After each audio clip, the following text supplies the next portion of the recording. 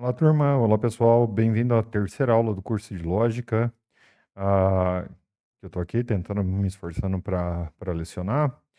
Então, hoje a gente vai estudar um dos principais conceitos, na verdade, o principal conceito em lógica formal, que é o conceito de validade. Mas antes, vamos recapitular o que a gente fez na aula passada. Se você não acabou de ouvir a aula passada alguns minutos atrás, se acabou, já pode pular, né, para que a gente consiga entender o que a gente vai fazer na aula de hoje. Então, lembre-se que na aula passada a gente discutiu, né, o que são sentenças, né, que sentenças são frases que têm significado, né, que expressam pensamento ou que expressam uma proposição, né, e que a proposição é o que porta o valor de verdade e que um argumento, né, a gente também discutiu o que que é um argumento, né, que o argumento é um conjunto dessas proposições, pelo menos duas, né, duas ou mais, né, e nesse conjunto, uma dessas proposições é a conclusão e a outra e as outras são as premissas, ou a outra, né? Então lembre-se que um argumento pode ter inúmeras premissas, mas apenas uma conclusão, e a lógica está interessada em saber, né, se a conclusão se segue dessas premissas, que é o processo de inferência, né? Então, lembre-se, a conclusão é uma espécie de final do raciocínio, né? Então a gente está pensando num raciocínio correto, num raciocínio bom. Então a conclusão final desse raciocínio e as premissas são aquilo que justificam essa conclusão.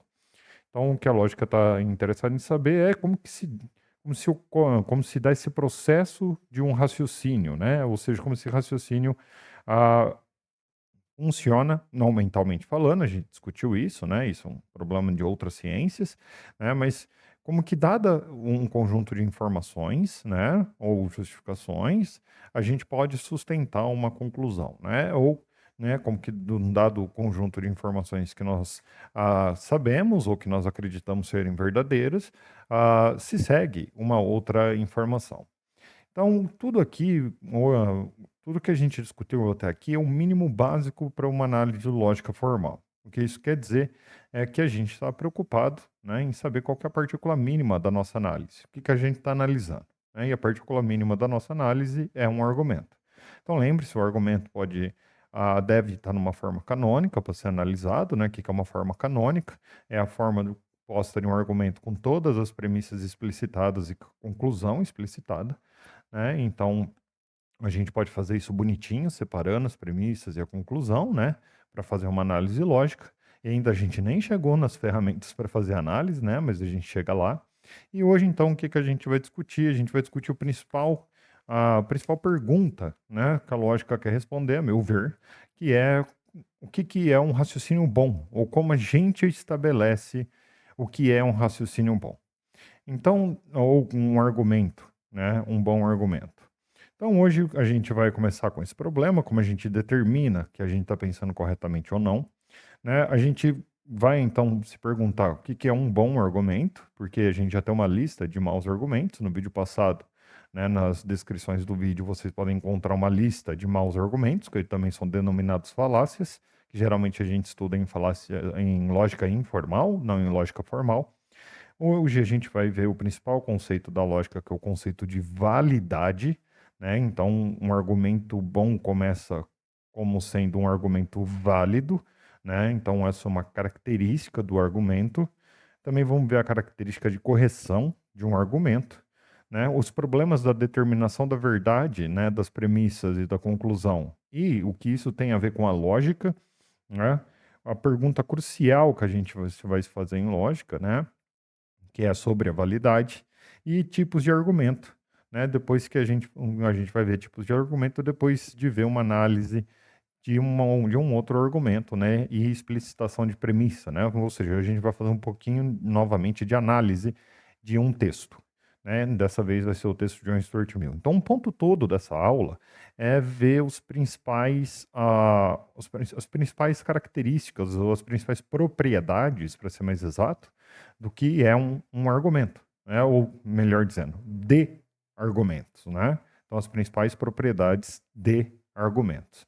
Então, a gente vai começar então com o nosso querido e grande problema, né? Hoje em lógica e argumentos, que é esse. A gente viu, né, na última aula, que a gente raciocine através dessa atividade, a gente pode construir, então, argumentos, né? Então, a gente pode arrumar justificações para as nossas conclusões, essas justificações são chamadas de premissa.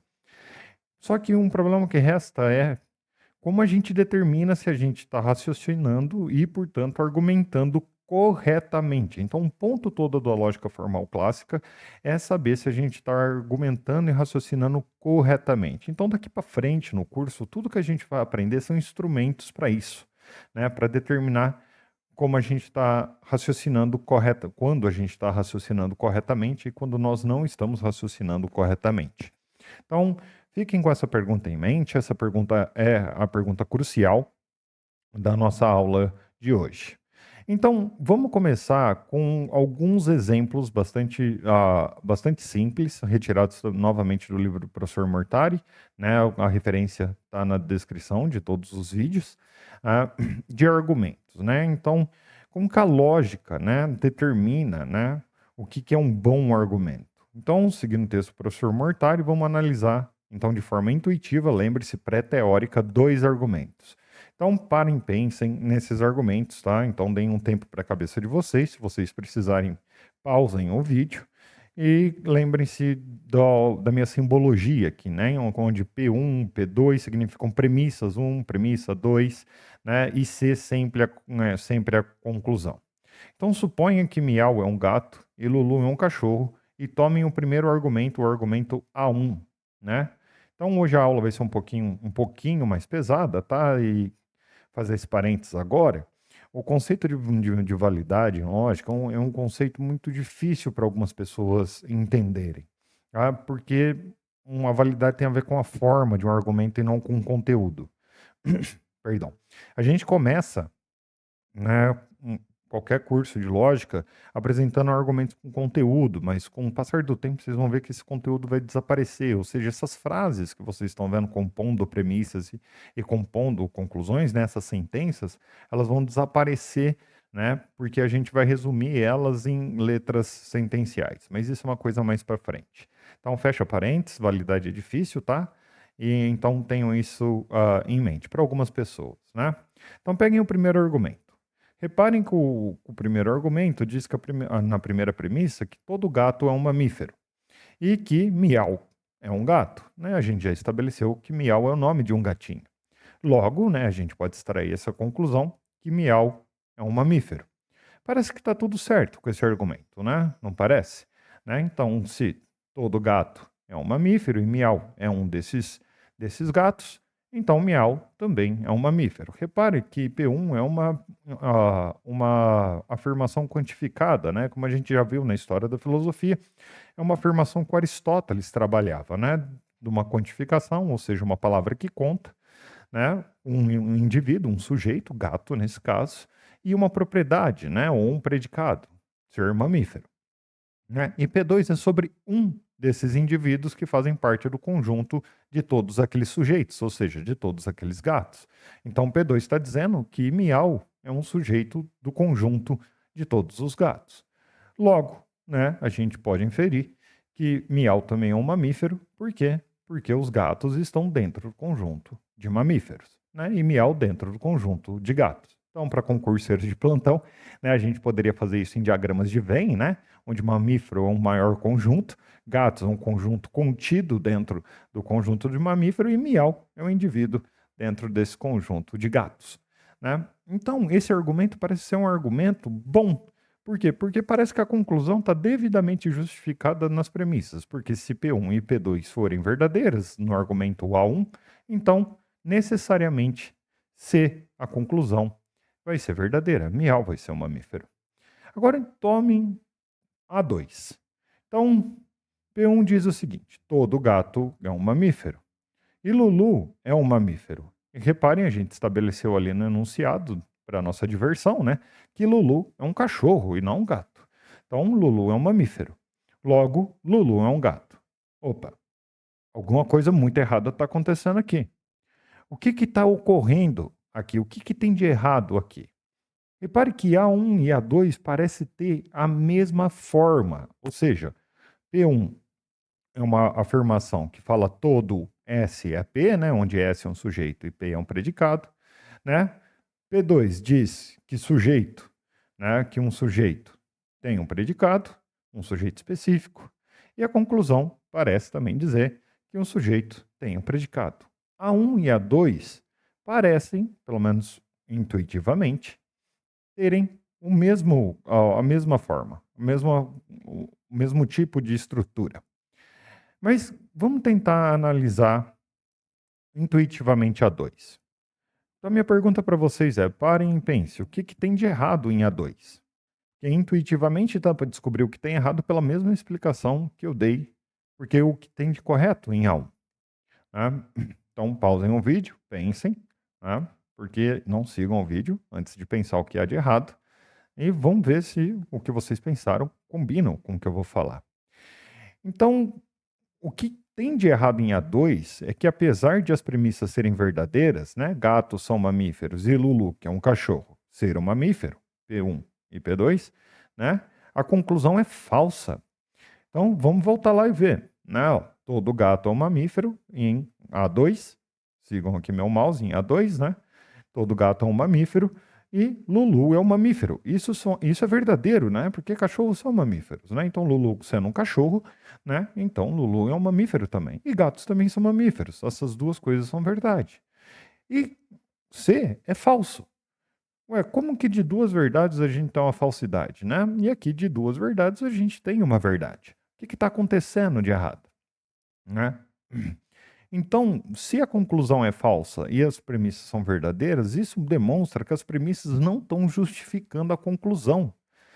Por que, que elas não estão justificando a conclusão? Né? O que, que tem de errado? Tem de errado que tem muitos mamíferos, né? E ser mamífero não é uma condição suficiente para que algo seja um gato.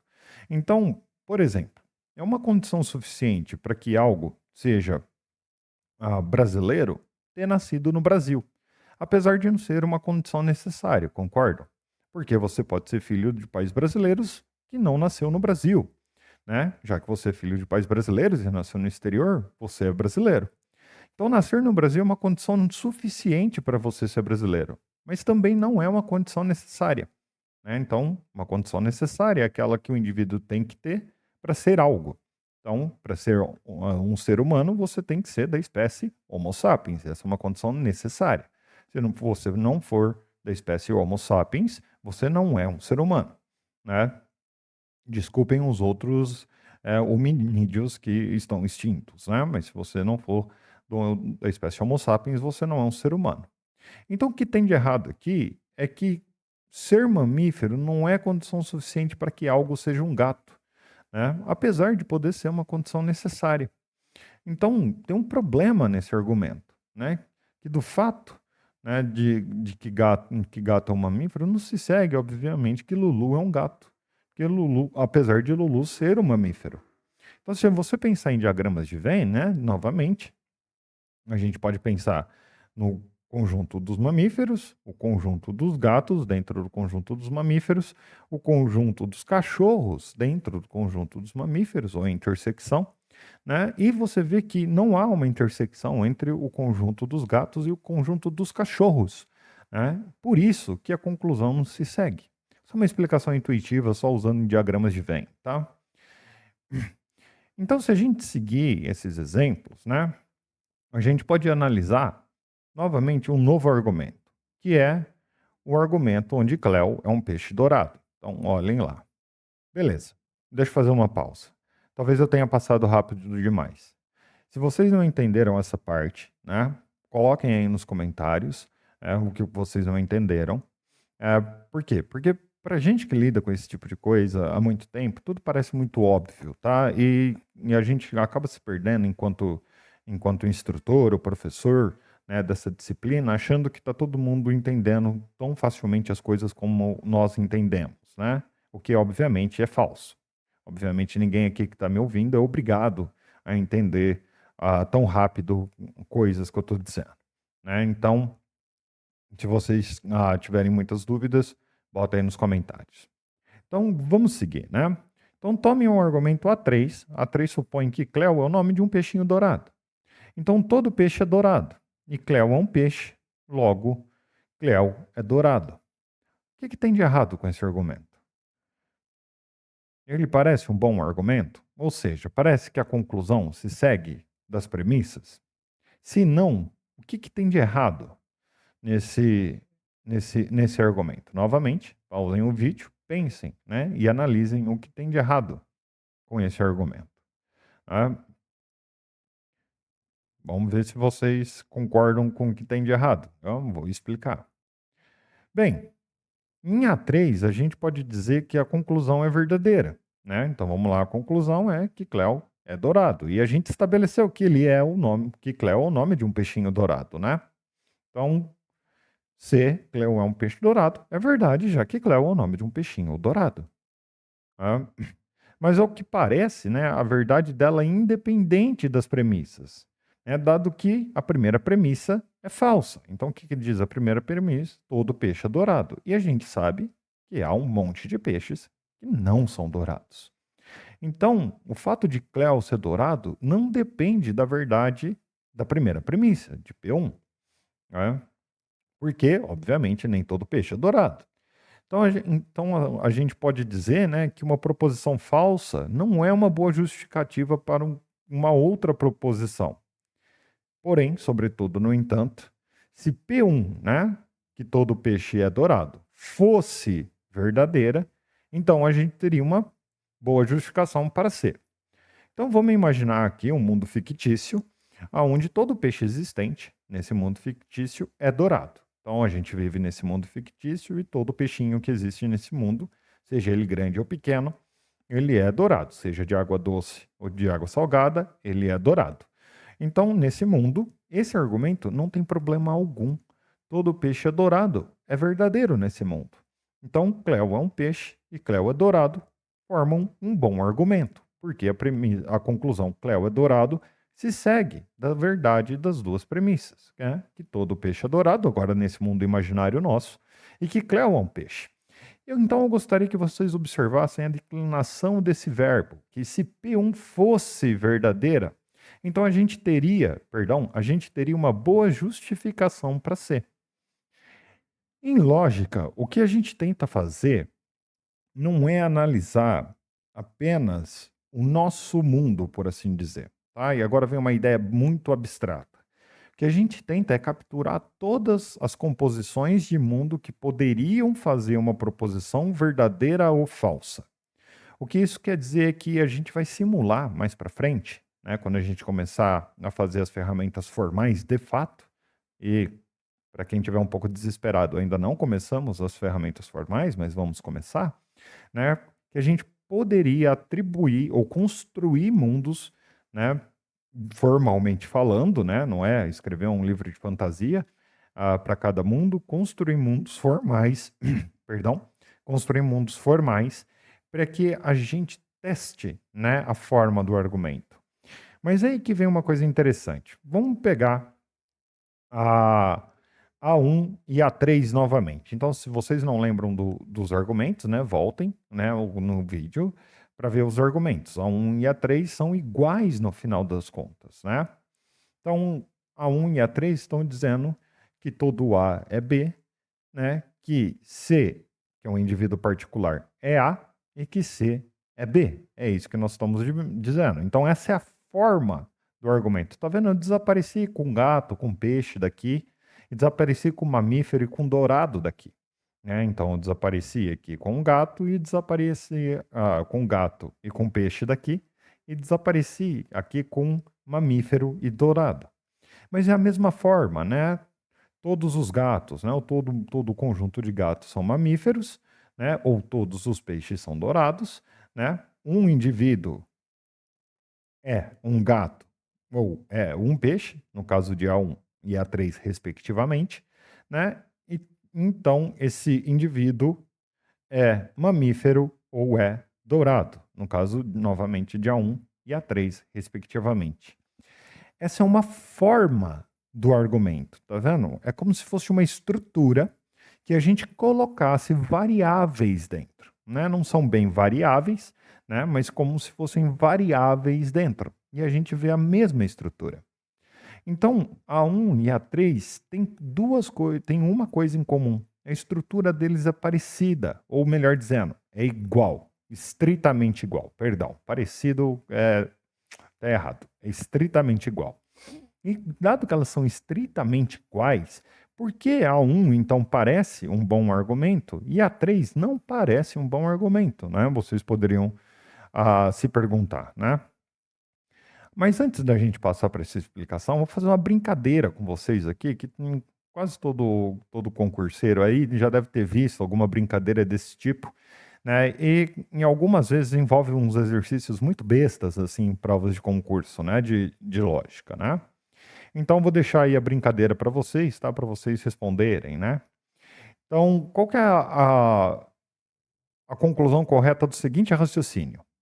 Todo fulano é ciclano, Beltrano é fulano, logo, do que se segue? Parem novamente e pensem. Beleza. No final do vídeo eu volto com a resposta, tá? Se eu esquecer, que pena. Me perguntem nos comentários, tá? Então, todo fulano é ciclano, Beltrano é um fulano, em P2, logo, qual é a conclusão? Do que se segue daí? Bom, os argumentos A1 e A3, eles possuem formas idênticas, né? Por isso que eu me corrigi, não são parecidas, são idênticas. E caso as premissas fossem verdadeiras, a conclusão estaria justificada por elas.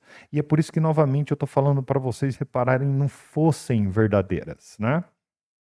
Então, se a conclusão fosse verdadeira, se a premissa fosse verdadeira, então a conclusão também seria. Assim, a gente pode dizer, né, que a conclusão deles é consequência lógica de suas premissas. E aqui está um conceito que vai ser primordial para a gente. A gente já vai explorar ele um pouco mais nessa aula e nas próximas aulas, né? Então, uma conclusão é consequência lógica das premissas quando as premissas são verdadeiras e a conclusão, então, necessariamente vai ser verdadeira, né? Ou a gente pode dizer ainda que as premissas implicam logicamente a conclusão. Ou o nome, tudo isso é igual, né? O nome que a gente usa que essas formas, ou que a forma argumentativa de A1 e A2 fazem argumentos válidos. E aqui um parênteses. Argumentos têm a propriedade de ser válidos. E lembrem-se, argumentos são conjunto de proposições, né? Ou de sentenças que expressam proposições.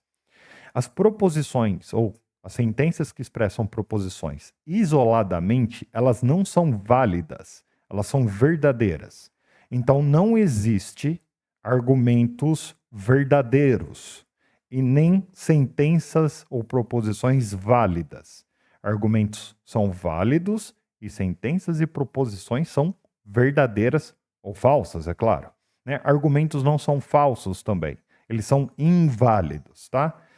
Então, essa é uma propriedade de conjunto de sentenças que formam um argumento, né? A validade e a invalidade são propriedades de conjuntos de sentenças que formam argumentos. Coloquem isso na cabeça de vocês. Isso é extremamente relevante, tá? E é um erro crasso dizer que um argumento é verdadeiro ou que ele é falso. É um erro crasso dizer que uma sentença que expressa uma proposição é válida. Tá? Pelo menos em lógica, isso é um erro crasso. Você pode dizer por aí, mas não em lógica. E não numa prova de concurso ou numa prova de lógica também da universidade. Mas é claro, no final das contas, o que é a bendita da validade? O que carambas é a validade? Presta atenção, definição. Como eu disse, definições são muito, muito valiosas. Então, o que é validade no final das contas?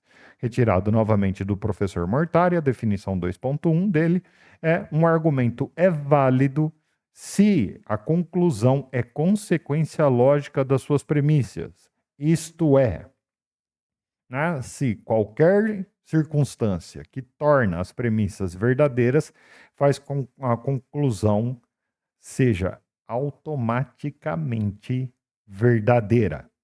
Então, se eu tenho duas informações verdadeiras e automaticamente isso faz a conclusão ser verdadeira, esse argumento é válido, certo? Por oposição, um argumento inválido é aquele no qual as premissas são verdadeiras mas a conclusão é falsa.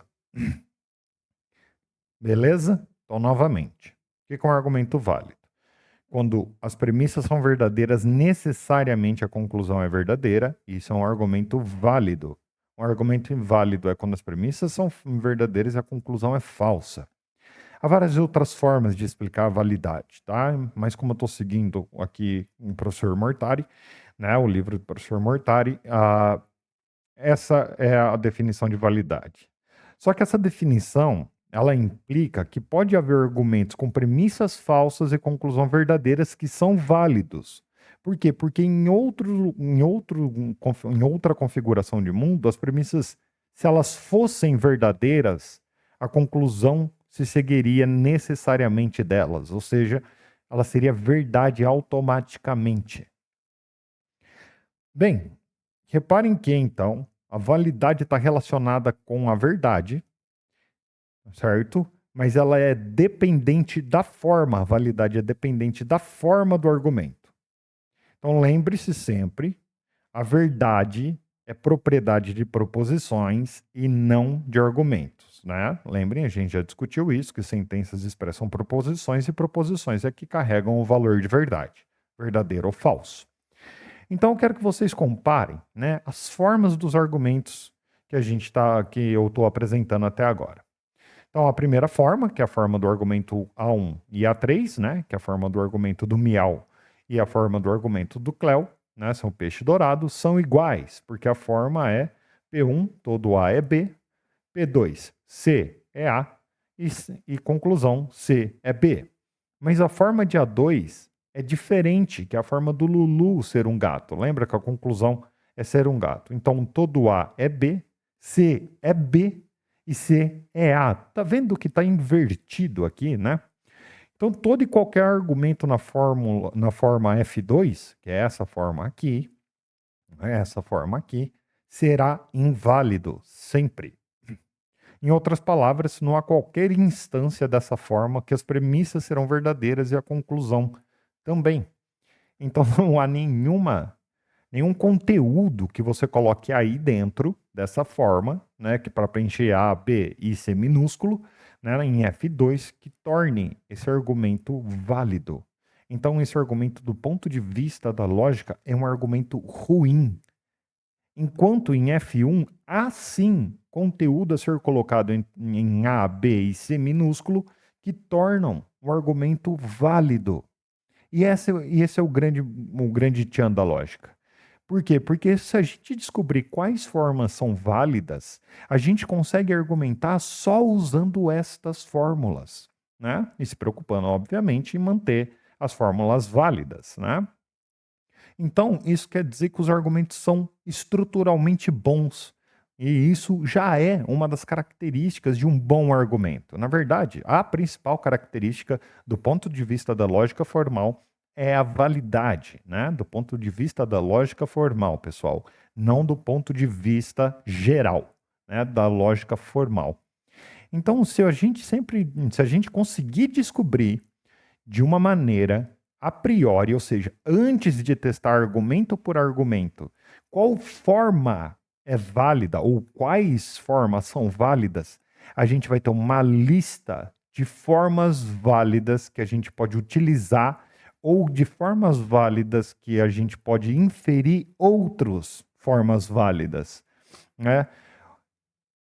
Eu não sei vocês, mas isso quer dizer que a gente pode descobrir toda e qualquer forma válida a partir de um pequeno conjunto de formas válidas, baseado em certas regras e certos princípios.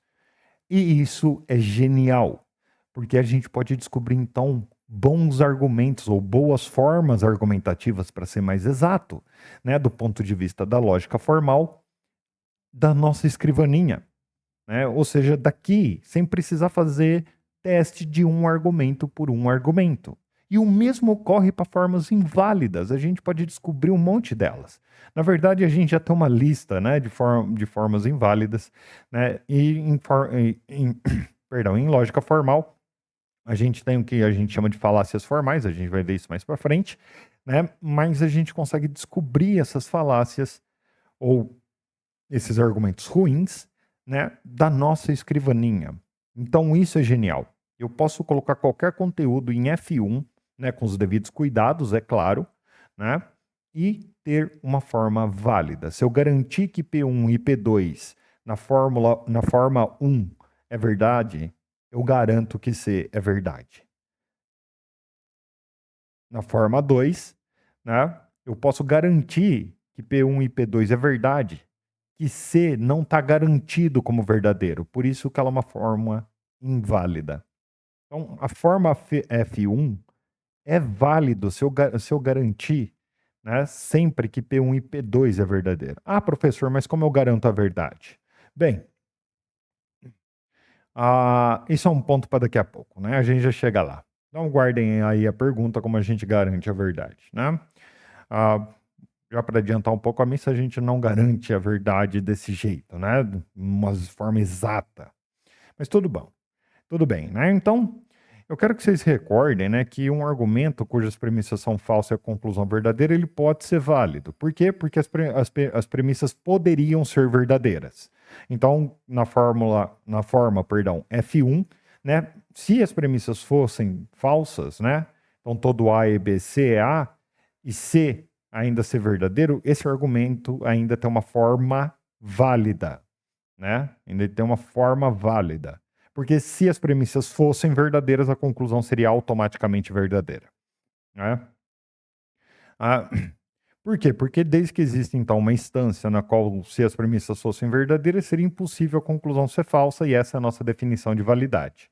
Novamente, né? Uma definição de validade bastante rápida aqui é, ah, sendo as premissas verdadeiras, é impossível que a conclusão seja falsa. Essa é a definição de validade, né? Ou, sendo as premissas verdadeiras, automaticamente a conclusão é verdadeira.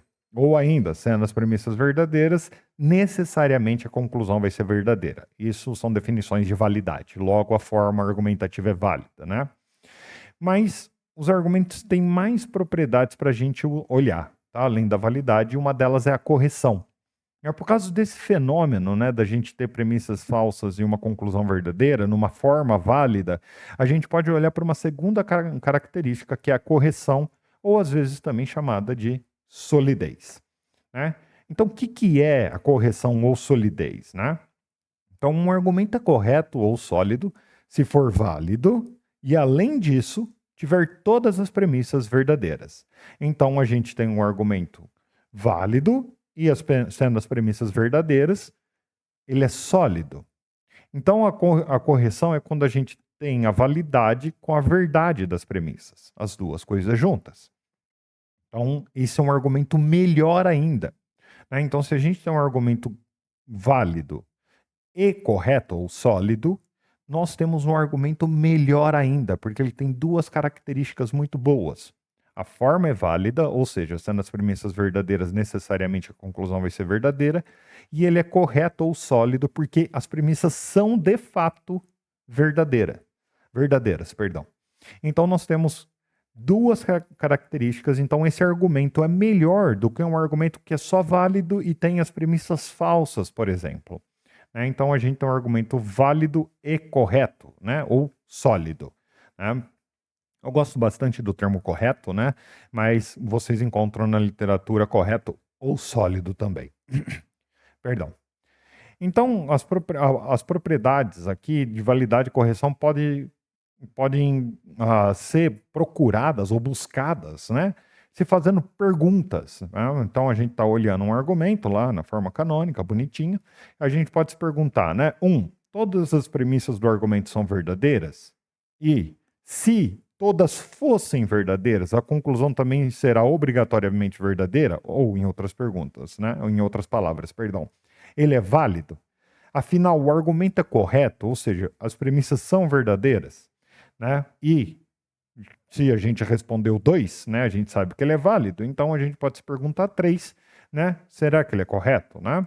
Então, se a gente respondeu 1, 2 e 3, a gente consegue definir validade e correção. É claro, eu vou ensinar estratégias, na verdade, estratégias não, ferramentas formais de avaliação da validade de um argumento.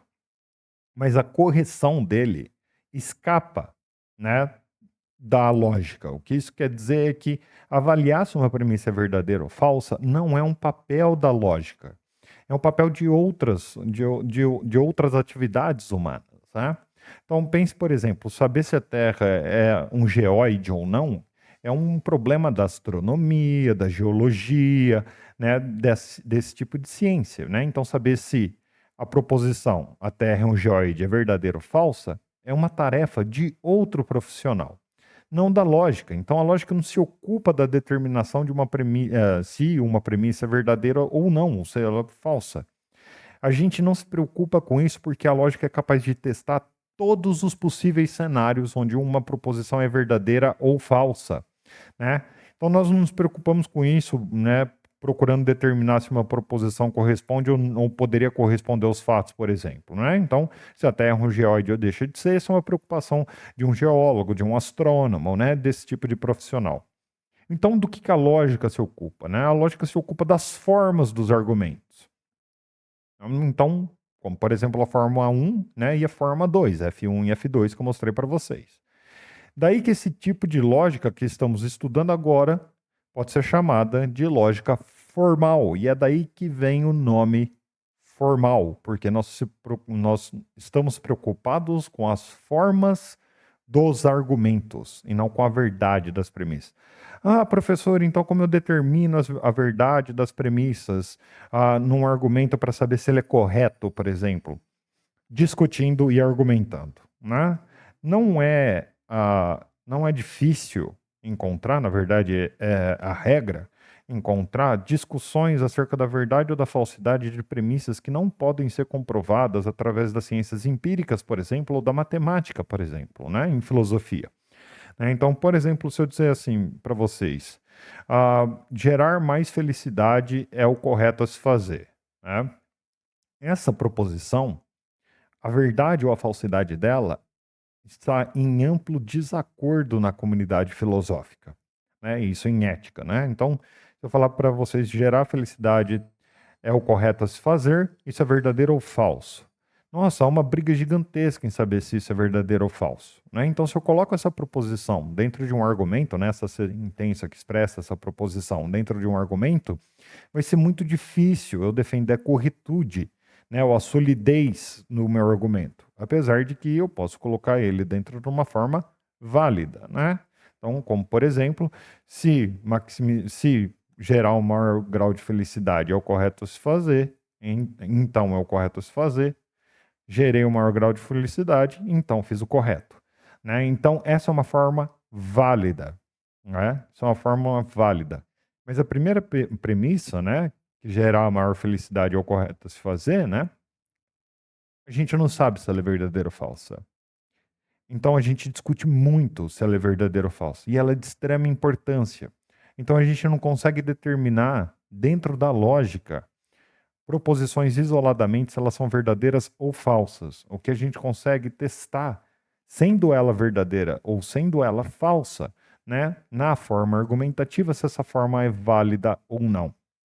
Então, a correção, apesar de ser uma característica de argumento, ela não pode ser determinada única e exclusivamente pela lógica. É claro, em alguns argumentos pode, né? Porque alguns argumentos podem ser argumentos que são acerca da própria lógica, por exemplo, né? Mas em geral não.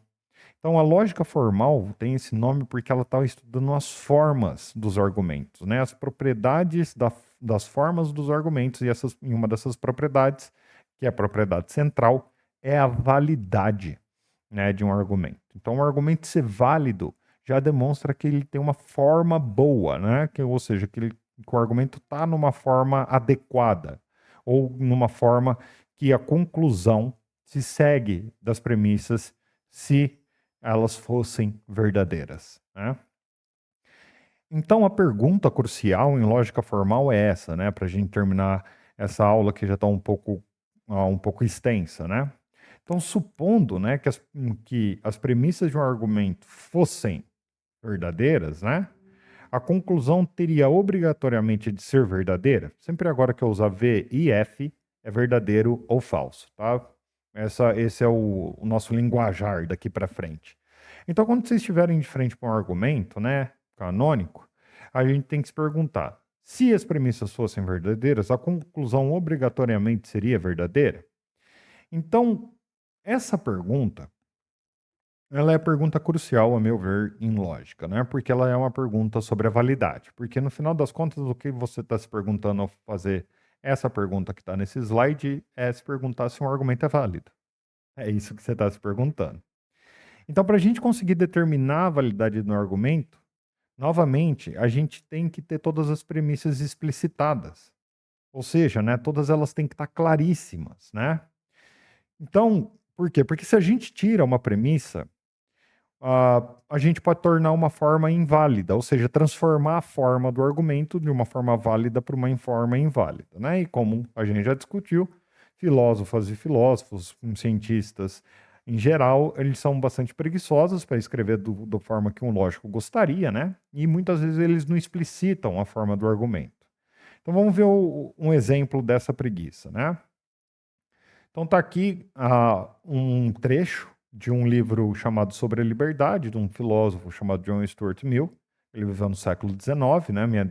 Minha dissertação de mestrado é baseada na obra de John Stuart Mill, né? Eu me considero um herdeiro da filosofia que o Mill fez, né? E ele diz lá no capítulo 2, o Sobre a Liberdade, para quem gosta de discussões de liberdade de expressão, tá, pessoal? Tá a discussão séria, filosófica, né? O Sobre a Liberdade é um ótimo começo, né? Discute liberdade de expressão. Ele diz o seguinte, lá, né? Que entre aspas, capítulo 2, o parágrafo 3. Então, se vocês forem lá e contar os parágrafos do capítulo 2, vocês vão achar essa citação. Então, não importa a edição que vocês estiverem usando.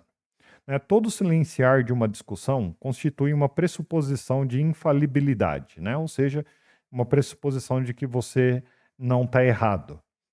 Então, pode-se deixar que a sua condenação, né, da liberdade de expressão assente-se nesse argumento comum, que não é pior por ser comum. Então, do jeito que está escrito, a gente não tem um argumento bem formado, né? Ou seja, com premissas explícitas. Isso está num texto corrido, né? Eu fui lá, cortei uma parte e coloquei aí. Mas a gente pode explicitar o que está aqui, né? Então, aquele negócio que eu disse, né? Interpretação de texto é valioso, vocês têm que saber interpretar texto para colocar na forma, né? Ah, professor, como que interpreta texto bem, né? E como que eu consigo colocar na forma canônica um argumento? Tem que treinar. É isso, tem que fazer. Se você não fizer, você não vai conseguir dominar nada do que eu estou ensinando nesse curso, né? Então a gente pode interpretar o que está escrito aqui, né? Da seguinte maneira. Tcharam! Então eu catei aquela passagem e exprimi um argumento dessa passagem, né? Então, olha, se a censura for aceitável, então somos infalíveis. Repara, ele está dizendo, todo silenciar de discussão, ou seja, censura, constitui uma pressuposição de infalibilidade. Eu coloquei aqui, se a censura for aceitável, então então somos infalíveis. Ou seja, nós não erramos, nunca. Isso que significa ser infalível. Mas é claro que nós não somos infalíveis, né? É claro, e ele diz, né, que se a gente condena a liberdade de expressão através da infalibilidade, isso é um argumento comum, mas é ruim, esse argumento é ruim. Então, eu estou dizendo que nós não somos infalíveis. Isso é uma questão de fato, né? Todo ser humano erra, né? Se você acha que você não erra, você está errado, né? Então você erra. Até logo, né? A censura não é aceitável. Esse argumento está colocado explicitamente com todas as premissas, né? E uma dessas premissas que o John Stuart Mill deixa implícita ali é que nós somos falíveis, ou seja, que nós não somos infalíveis. Por isso que ele diz assim, olha, é um argumento ruim, porque é falso que nós somos infalíveis, né? Então, logo, a censura não é aceitável. Então, agora a gente pode julgar a validade desse argumento, porque ele está explicitado, né? E, no caso, esse argumento é um argumento válido. Depois, mais para frente, vocês vão aprender as formas argumentativas, algumas têm nomes próprios, tá? Então, essa forma tem um nome próprio, aí em latim, que eu vou deixar mais para frente. E se você está curioso, pergunta aí embaixo, eu juro que eu conto. né, da forma argumentativa. Mas agora eu consigo avaliar. Aqui, do jeito que está, fica muito mais obscuro de eu conseguir avaliar, né, o argumento como válido ou inválido. Enquanto aqui está muito mais claro, né, de como eu posso avaliar isso, porque eu tenho as premissas todas explícitas, bonitinhas, escritas, organizadas, com a conclusãozinha lá de baixo. Olha só que bonitinho que fica, né? Quisera eu que todo mundo escrevesse assim. Eu tento escrever meus principais argumentos de texto assim, tá, pessoal? Não é uma coisa fácil. Eu já tenho 18 anos praticamente de profissão, se você começar a contar desde o meu primeiro semestre de graduação. Se não quiser contar desde o primeiro semestre de graduação, né, mas desde o final do meu doutorado, eu já tenho 8 anos para 9 aí de profissão. Então, é difícil escrever assim, mas é um exercício a ser feito, né? Você tentar escrever dessa maneira. Então, esse tipo de argumento a gente chama de argumento dedutivo, né? Então, um argumento dedutivo é um tipo de argumento. Então, até agora a gente estava falando de propriedades de argumento, ou seja, de características que o argumento podem ter, que é a validade e a correção. E agora a gente vai falar de tipos de argumento, né? Então, a gente tem dois grandes tipos de argumento, que são os argumentos dedutivos e argumentos indutivos, e tem dois modos de entender uma dedução, né? Então, uma dedução é, estritamente falando, numa definição estrita, então, novamente, presta atenção, essa é uma definição. Um argumento é dedutivo se somente se ele for válido, né? Em uma definição mais ampla de dedução, que um argumento é dedutivo se há ou houve intenção por parte daquele que constrói o argumento que a conclusão seja consequência lógica das premissas, ou seja, que o argumento tenha uma conclusão retirada das premissas, né? Então, tem a intenção por parte daquele que constrói o argumento. Então, isso é um argumento dedutivo, é do tipo dedutivo. Ah, professor, mas a pessoa teve a intenção de apresentar um argumento cuja conclusão se segue logicamente das premissas, mas a conclusão não se segue. Então, essa definição capta esse argumento como uma dedução, certo? Enquanto a definição de cima não capta isso, né? O argumento tem que ser válido. Eu prefiro a mais ampla, tá?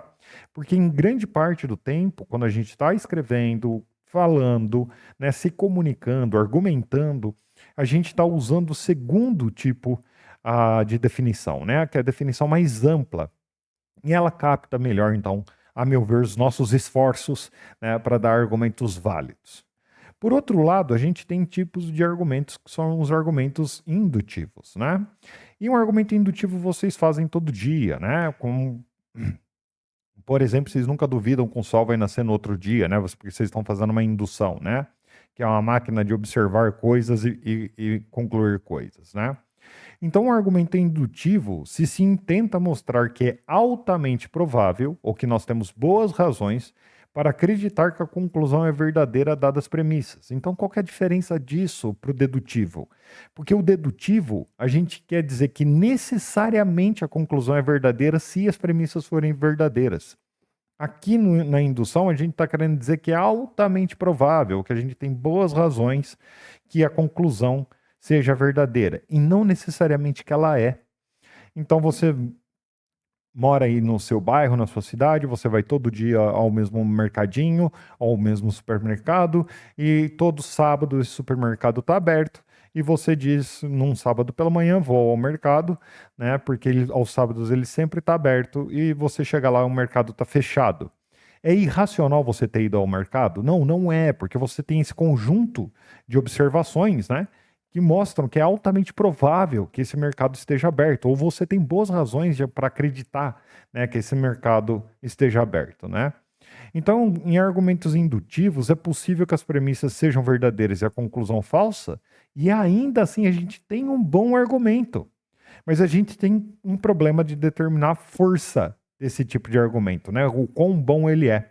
Porque em indução, pelo menos baseado na lógica formal clássica que a gente está aprendendo, a gente não consegue aplicar o mesmo sistema para induções, né? Então, induções são pensamentos que cientistas usam, né? Quando eles dizem 98% das pessoas têm a probabilidade de X. Isso é um argumento indutivo, né?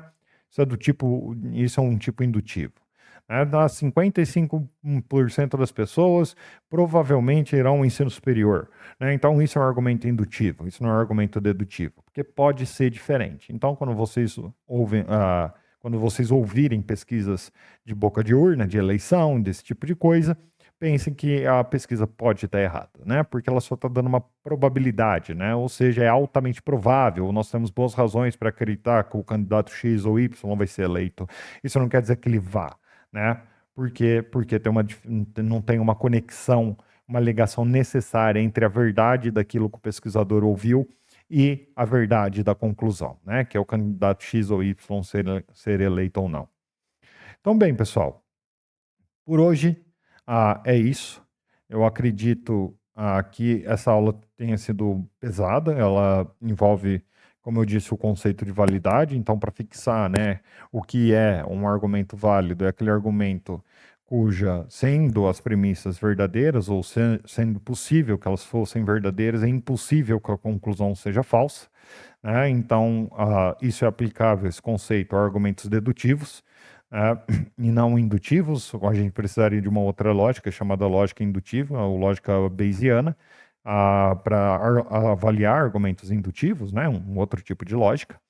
Então, o core dessa aula é a validade, né? Então, se você não entendeu, se ficou difícil de entender o que é um argumento válido, o que é um argumento correto, deixe seus comentários, assistam a aula novamente, né? Porque a gente precisa às vezes, e a gente se vê, então, na próxima aula, na aula 4, onde a gente já vai começar a estudar a parte mais formal, né? Os instrumentos mais formais da lógica formal clássica. Então, a gente se vê na próxima aula. Até mais.